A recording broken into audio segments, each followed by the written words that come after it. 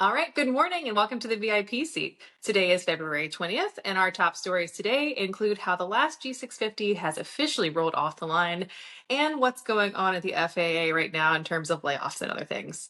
So, your hosts today include yours truly, Jessie Naor, as always, and our co host today is Tim Wade. Tim, welcome to the show. So happy to be here and to be labeled as co-host. That's outstanding. Thank you so much for having me. Awesome. All right, folks, sit back, buckle up, and let's take off.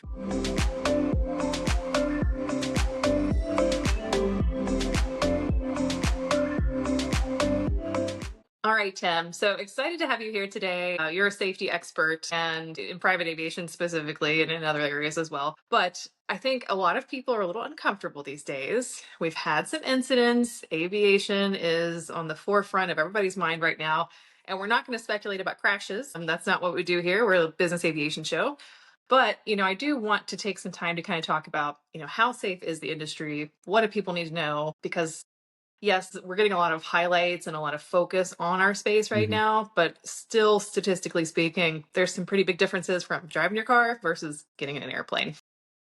I think that it shows a great deal of just how safe aviation is and how unlikely these incidents are to happen when you look at how much it is in the media. You have one incident, it's tragic. Every incident we've had this year has been tragic and it's tough to actually watch. But when you look at it, when you take a step back and you see how many media outlets pick it up, they don't pick up a fatal car accident. You don't hear about a fatal car accident from LA. You don't hear about it here in Cleveland. You don't hear about that because it happens all the time. Aviation incidents like this do not. And that speaks so much to how safe the environment truly is. These incidents don't represent the industry any more than my opinion here today represents the industry. It's a small piece of it. We can't waste that piece though. Every incident we have, every risk assessment we do, every incident we log, every hazard report that comes through, you got to take the data that's in these items and you need to utilize it for good. You need to talk about it. You need to continue talking about it. You need to learn from it. You need to improve from it, but you cannot let it become the face of the industry. And I think a lot of media outlets and I think a lot of armchair, quarterbacks are trying to do that with a lot of these. They're trying to say that aviation is broken, that the system's broken. It's not. I hate to reference the Swiss cheese model, but in these incidents we've seen, that's essentially what it is. A lot of things lined up perfectly for this to happen. And like I said, it's tragic, but the industry is not broken in general because as this one incident was happening the other day, 44,000 other non-incidental aircraft were flying just fine over U.S. airspace, not to mention probably over 100,000 globally at the time. Yes, we need to learn from these. Yes, we need to really dig into them, but we cannot let it become the face of the industry as we see it right Yeah, and I think too, it's like human and media nature. It's like when you see the train crash, you're like, gosh, oh, it's fascinating. Let's look at it. Even though it's like horrible, that's just human nature is to highlight these things and look at these things. But yeah, I started looking at the statistics because I wanted to share with people, okay, what are the actual numbers here? now. We can say, oh, it's safe, but like statistically, we have information. So when you look at, and a lot of people like to compare miles, I like to compare hours. The amount of hmm time that you're sitting in an airplane versus the amount of time you're sitting in a car. I like to use those as the comparison tool for safety and these accident rates. But some people like to use miles, which that's their choice. So There you when go. you're looking at commercial airlines, the fatal accident rate today is 0.0002 for every 100,000 hours. Compare that to driving rates, it's 0.0033. So that means driving your car is functionally 17 times riskier than stepping on an airplane. So hmm I think those numbers speak for themselves. Yes, I'm sure the numbers will change slightly given what's happened this year, but still, I'm happy to jump on a Delta flight or American flight all day long before even driving down Absolutely. I-695 heading to DC.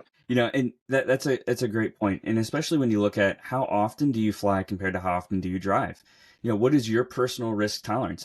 Because to us who we're in aviation and we fly often and we see this every single day, our risk tolerance is a lot higher. We understand this. We understand the systems in place for this. But your grandmother who might fly once every 2 years to the family reunion, her risk tolerance is going to be a lot lower. It's going to be a lot more difficult for her to digest that unfortunately, that's the general public that's watching all of these news stories right now.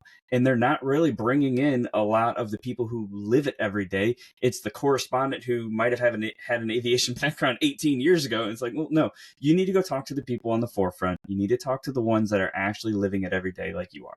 Yeah. And two, I think people don't always understand, and I bring this up a lot. Flying on an airline, Part 121. Those are the statistics I was referencing before. That is the safest mode of travel. Now, we look at 135, we look at 91. The numbers are hard to separate, first of all, because if you put all of general aviation into one bucket, which includes someone flying power line surveys, someone doing medevac stuff, those numbers are worse. But you really have to get down into what kind of the operation is it, what kind of aircraft is it. A multi-engine aircraft with someone who's running an SMS system or FOQA or anything else, that's an entirely different risk profile of flying, and arguably very similar to commercial flying, I'd say. There is a wide range. Once you get out of the 121 world, which how many 121 certificates are truly in the United States? Not that many. And then you hit how many 135 and 91 certificates you see throughout the United States. You're going to go from your big players, NetJets and FlexJet, all the way down to Jimmy's Scenic Tours, where he's diving a 172 into the Grand Canyon.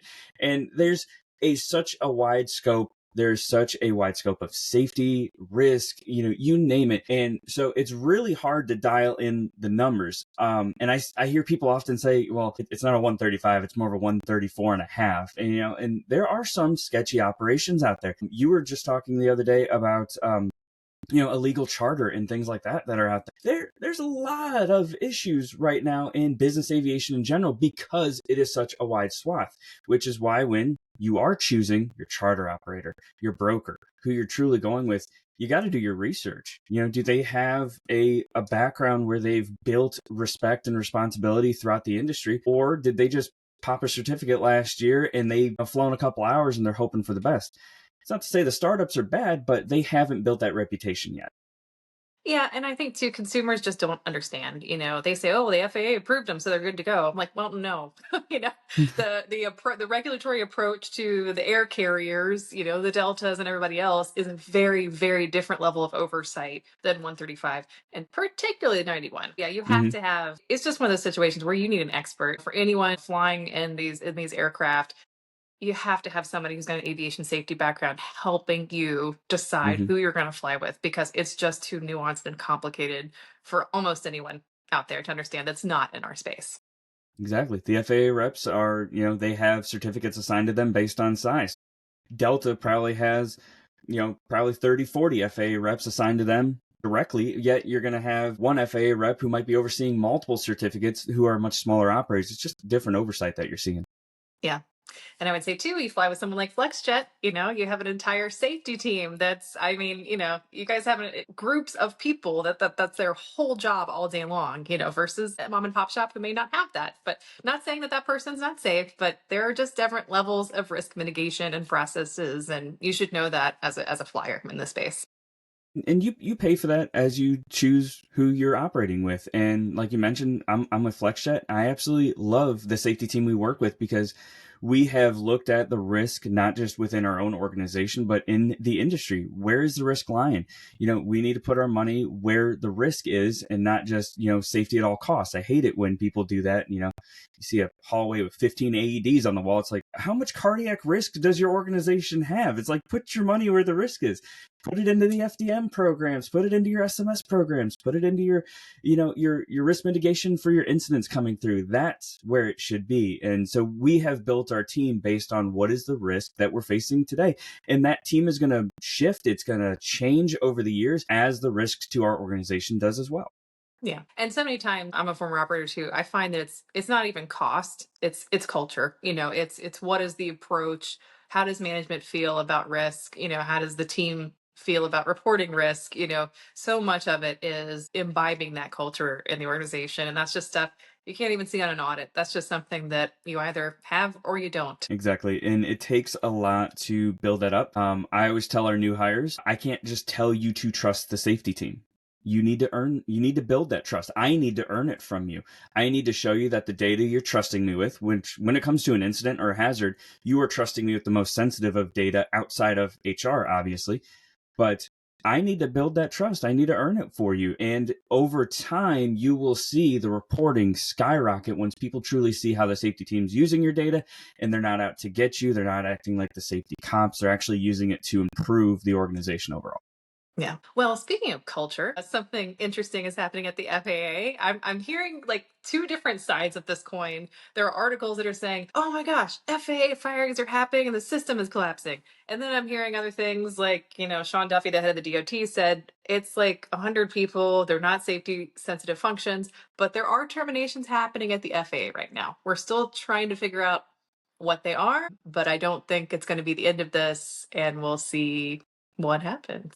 I think what you just said previously about culture, that's going to really show through here. Maybe they're not safety sensitive. Maybe they have nothing to do with safety sensitive. Maybe they're just the guys that order the coffee. But then again, don't you want your air traffic controllers to be awake? They need coffee to do that. So just to say somebody is not safety sensitive does not mean they're not in a support role that is completely integral to that safety sensitive line. I am not safety sensitive myself, but if I stop tracking hazards and risk mitigation, I really don't know where our safety sensitive line is going to be pushed at that point. Who knows who is actually being let go from the FAA? I have seen multiple different articles, and depending on what side of the news agency you're reading is, how drastic this truly is. But all I know is it has been a rough year so far in the media, especially for aviation. So just hearing that the FAA is letting anybody go is difficult to swallow. It's difficult to read that. And we're all one big family in aviation, so it's difficult to see somebody in our family being let go. But I would really hope that there's a lot of risk management going on with the decisions that they're making. Yeah. So one, and this was unconfirmed, it was a controller that was speaking off the record. But what they said was most of the workers are including personnel hired for FAA radar, landing, and navigation aid maintenance. So, we need those systems to work. I don't understand. I Really? mean, but maybe there are systems that they're taking out of service. I mean, Lord knows we have a lot of really old technology out there in our aviation system. I don't know, but it doesn't seem like controllers, at least. Well, thankfully for that. But I would always wonder, if these are, like you said, old systems that are maybe coming offline, why are we not taking the time to build up those positions into the newer technology? Mhm. We saw it when I was in the Army. I was only in for 6 years, but I was in during a very critical period as we were transitioning a lot of aviation technology on the Apaches and just what was working in Afghanistan and not working in Afghanistan. And I found that the best technicians were the ones who were the legacy technicians who we sent back to school and got new knowledge, because then they knew what didn't work with the old stuff and they could see the improvements on the new stuff. And they almost had this trust in the new products that wasn't really there for the people just coming online. They didn't have that knowledge behind it. So if that's it, I would really hope that we're retaining some of those legacy people, because your best mentors are the ones who have been in the trenches before moving forward. So yeah, it's going to be very interesting to see where all these reductions come from, and if it's actually going to impact and be helpful. Yeah.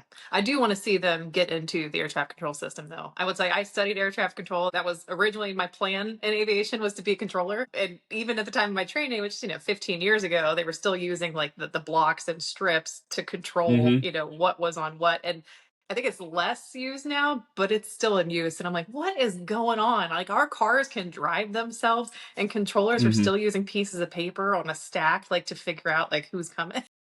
I was We need to just in work a on it. tower like 2 or 3 weeks ago. And that was my first thought was, how are we using such antiquated technology? And then the guy did something amazing. He used a microphone to allow a snowplow onto the runway. He set the microphone down and he took a strip that said truck on runway and he set it right on top of his microphone. I said, what are you doing there? He goes, risk mitigation right there.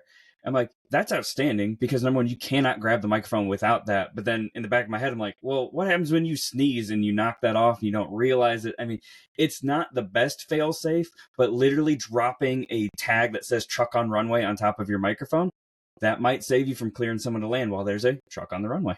Yeah. Well, and that is part of the strip system. It's kind of like giving you a tactile thing associated Mm-hmm. with the actions that you're doing, which helps your brain. But man, you think, the collision systems, avoidance Hmm. systems, I mean, routing, all that stuff could just be so much better handled by technology and a controller watching it just to go, yep, looks good, And It there would are look some, terrible on a brief if you said, hey, we have millions of dollars in technology here, and it's like, well, the accident came down to he didn't put the strip of paper on the microphone. It's like, okay, you don't have any other mitigation in place other than that strip of paper.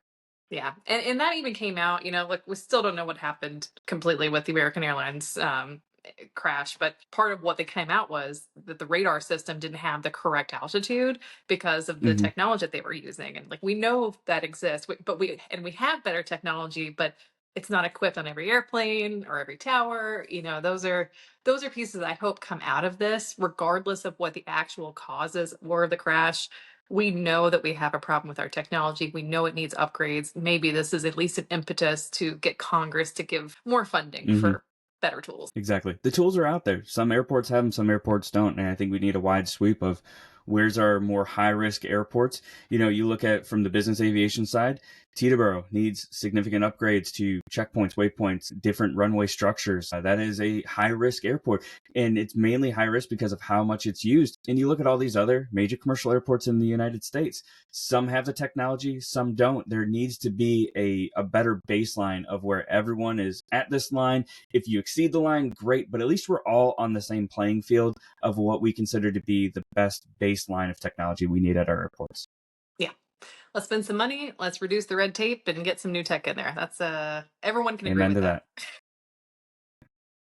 All right. Well, speaking of innovations, the electric aviation industry is not having good luck lately. It seems like since November, there have been multiple companies declaring bankruptcy. The latest one this week is Aviation. It has laid off most of its employees. It's paused its Alice aircraft, which I didn't realize how much they had in pre orders. They had $5 million in customer orders. They were supposed to go into service in 2027, but it looks like that's not happening, or they're going to have to restructure and maybe get, some new funding. I remember walking through base this past year in Las Vegas and walking past the Lilium booth and thinking, wow, this thing looks amazing. Walking out into the hallway after just been in the booth and seeing that they had filed for bankruptcy online. I'm like, I was just standing over there. They looked to be doing okay. They're still talking to people. And Yeah. then it was a good feeling when I think just a few months later in December that they announced, hey, we've got a new investor. We're doing great. And then as I was checking this article that you're speaking of to see what we're going to be talking about today, Lilium popped up again that they are once again filing that they are going to be going out of business. I think there was just such a big push for operators, and investors had the capital. They didn't know who to invest in because there were so many that just came out in a couple years ago. So everybody just had this big influx of cash. When had we narrowed it down to just like two or three that were really going to be it, and you had no idea who those two or three were going to be. I don't think we would see so many going out of business after getting so close to the finish line. Lilium was very close to the finish line. From what I'm seeing, Aviation was very close to the finish line, almost getting ready to start filling orders, getting certified, things like that. And there's just a couple that are still hanging on. Archer comes to mind, and there's a few other air taxis that are coming to mind. You got to wonder, did we have way too many starters and way too Mhm. much cash influx right off the bat, and then it just ran out when we weren't able to get them across the finish line? Yeah, I think, well, investors are impatient. I think they understood, okay, we're trying to catch a unicorn here.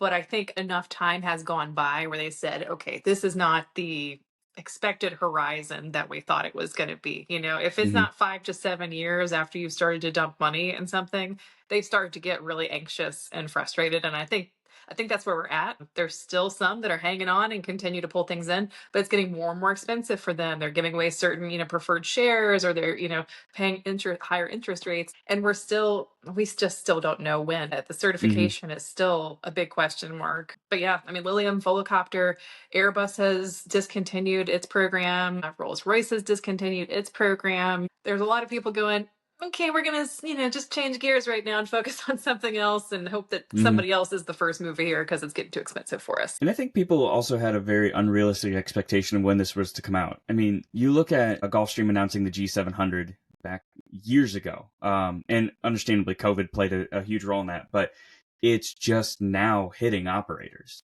That's a big chunk of time. this isn't just a new model. It's not even just a new company. This is brand new technology, new style, new everything. You could almost call it a brand new industry at this point. That takes a lot of time to build this up. And I just don't think, and you were right, these investors put a lot of capital up and they just didn't have the time to let it sit there. And I think they had an unrealistic expectation that it was going to be like a new model, and it's really not. You're investing in the industry starting up, not necessarily that one specific aircraft starting up. Yeah. And this goes into our next conversation. And I'm realizing, like, actually how associated this is to the political winds have obviously shifted. There was this huge excitement to electrify everything. We really started to Mm-hmm. get some critical mass with electric vehicles, but those even have taken a step back at this point. So and I do wonder how much is just the political influence of saying, well, okay, we don't care as much about, the green or the sustainability. We need to meet certain metrics first before we go there. But that dovetails into the FAA is going to continue to go to the ICAO emissions meetings. Those have been going on for multiple years now. And there was an email that went out like earlier this month that said that they're not going. Apparently, that was some rogue employee at the FAA that said that they're not going to these meetings, but they are. So there is still some participation in sustainability and Corsia and all the other programs in Europe, but we'll have to see what happens with all that too. Well, sustainability and SAF, and I think a lot of people, even including the regulators, used it as a buzzword. It was the SMS of 2019 and 2020. It was, how we looked at DEI. It was how we looked at every of these buzz programs to get focus on it, but then it dies off when the real work is really set to be done. So with SAF, it's an amazing program, but if you don't have the regulatory backing and you don't have the FAA fully understanding what they're getting involved in, doesn't matter. You need the regulation, or else nobody's going to do it, because why would you spend extra money if I don't have to? And they're just not going to do it. You have to care about it first, of course, but unless someone's actually holding you to the fire, not many people are really going to go through with this. So I'm glad to see that the FAA is truly actually getting involved with this, and I hope they, as so many has not been pushed across the finish line, I hope they truly push this one across the finish line, because this is one of the programs that I've seen, when used correctly, can do a lot of good. And it can show a lot of good light on aviation. I don't know how many times we come out and we say, hey, we're involved in business aviation. And the first thing you hear is, oh, well, your carbon footprint is huge. And it's like, well, we're not Delta flying an MD-88 as they were just a few years ago, because there's a big difference in the brand new aircraft that a lot of the operators are utilizing, which can actually hold sustainable aviation fuel. Your customers can pay to offset their carbon footprint. We have companies like 4Air that are actually tracking all of this stuff and letting the operators know what they're able to do. So it's an amazing part of the industry if people are willing to buy into it and actually support it. Yeah, and look, so the U.S. is involved in the committee that they're going to soon is the Committee on Aviation Environmental Protection. They're the ones who are working on the carbon offsetting and reduction scheme, Corsia. That's what a lot of people are talking about in Europe. It's still moving forward. Even though the political winds have kind of changed in the United States, these things are going to be impacting the manufacturers. Like you said, a couple years ago, there were some aircraft that were taken out of service because, yeah, they're not efficient. They're guzzling fuel, emitting a whole bunch of stuff that we don't want to the atmosphere, and we have better technology. So it is time to phase out some of this. So I think even though maybe in America, we're not feeling that as much right now politically, it's still happening in Europe, and they're going to be setting design standards that are going to impact manufacturers, because Mm-hmm. it's not like we're just operating American planes in America. They're getting exported all over the world. Exactly. There's political discourse in America? Are you sure? No idea what you're talking about. Something about I, Canada, Greenland. I don't know. But it'd be interesting. It's like I posted on LinkedIn this week, but I was looking at what we have put into SAF and grants. Like Doge is doing the investigation. I'm like, let mm-hmm. me investigate SAF and what's going on over there. So I looked into it, and the Biden administration had announced $300 million in grants to go out last year in August. Now, when you go to the website and you try to click on the link that tells you what the grant is, it's a 404 error. It doesn't exist anymore. The political discourse is really throwing a lot of things off right now. I, I just hate politics at this point. I would love to be in an era where the letters at the end of your name when you're in Congress do not matter towards your vote. You vote how your heart is. You vote where how you've been raised. You vote with your morality and not just the fact that you're a Democrat or a Republican. I was always raised with, it doesn't matter if you're Democrat or Republican. You believe what you believe, and that's how you speak for yourself on this. And a lot of this is starting to impact so many things, even in aviation, even in all these wonderful industries we have. Yeah, it's just it's disheartening that so many good programs and projects that we were excited for years ago can be thrown off so quickly just because there's a political change in the climate. And it's like, I think you would think some of these, doesn't matter what side of the line you're on, everyone could focus for the greater good of a country. But then again, everyone has a different opinion and a different view of what is truly the greater good for a company or a country or an organization. Yeah, and I think okay, some of this is typical. I think the pace is not typical. The pace of change No. is extreme. But I mean, this does happen when new presidents come into office. They change directives, the vision is shifted, not typically this quick. So I think everyone's spinning and like, okay, where do we go? What's what? How's this happening? I'm hoping that will start to subside. Within 6 months, everyone will kind of have an understanding of, okay, these are the areas that we're going. These are the non-starters. That if lobbyists are trying to Mm-hmm. come in with something like that's not going to happen. So once we get the look at what that looks like, I think it'll be better. But yeah, it's going to be a tumultuous couple months for now. So I'd hold off on any big decisions on any of these areas because who knows where we're going. Ultimately, you hope that the next view of anybody in a political party is just one that builds trust. Like we talked about earlier with the safety team. I want to let the actions of our safety team build the trust for us. And I think that's what the government needs to be doing, is let your actions be what builds the trust in the government, or else it's always going to have political discourse for the next foreseeable future. But some of those basics, I mean, let's get rid of old technology. That makes sense. I don't know if SAF is the solution to everything. I don't know if it is. I won't say I don't think it is, but I don't know if it is. I don't know enough about it Mm-hmm. to really say one way or the other. But let's just at least make sure we're spending our money wisely and we are moving forward, because just stopping is not an option. But let's just move forward smartly and in a way that focuses on technology and not just dumping stuff into something that doesn't make sense.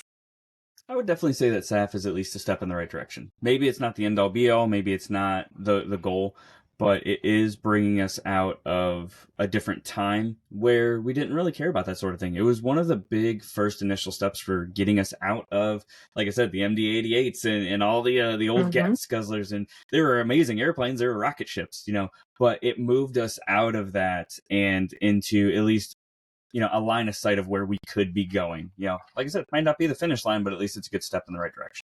Yeah, look, if it takes you 30 minutes more to get somewhere and you burn 40% less fuel, that's a good idea.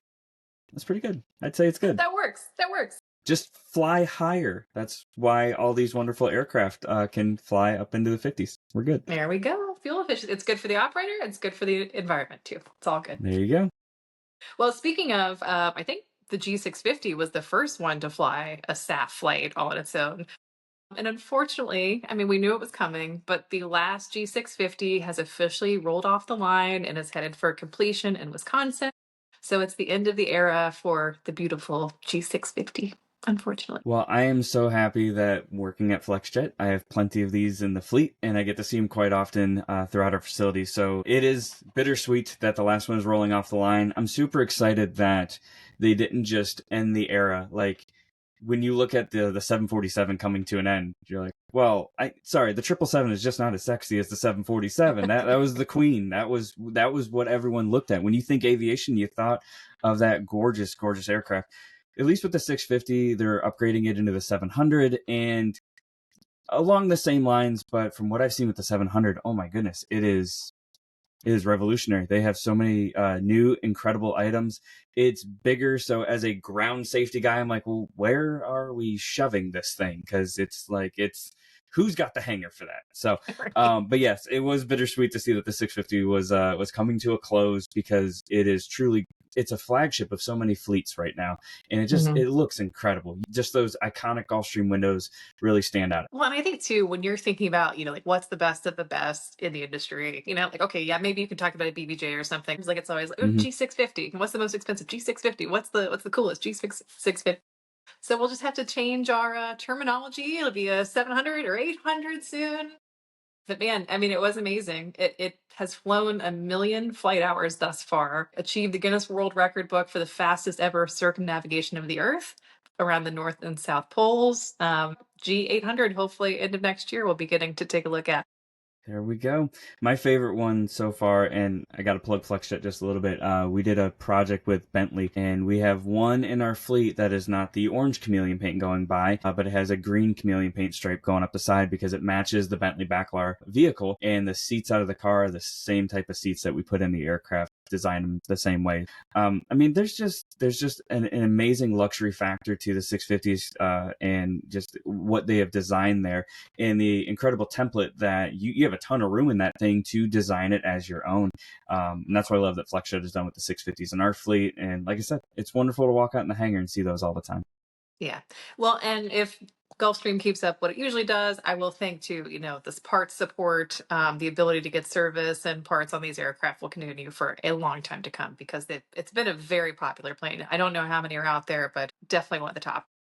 Well, you still see the old school 280s every once in a while. So you still Hmm. see plenty of the older Gulfstreams still doing well on the runways. Not too sure what the support program is for those, but yeah, I agree with you there. It's definitely going to be supported and loved for a long, long time. Yeah. All right. Well, goodbye, Gulfstream. Well, G650 at least, not Gulfstream in general. But we'll wrap up the pod today. We like to keep everything short and sweet for your morning commute. Thanks so much for listening. Don't forget to subscribe so we can keep bringing you awesome guests like Tim. Comments and suggestions on what we should cover next are always welcome. And we'll see you next time on the VIP seat. Take care, everybody.